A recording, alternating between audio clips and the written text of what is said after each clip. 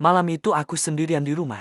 Lampu kamar mati, cuma cahaya dari luar jendela. Tiba-tiba, tok, tok, tok, dari dalam lemari. Kupikir kayu memuai, tapi bunyinya teratur.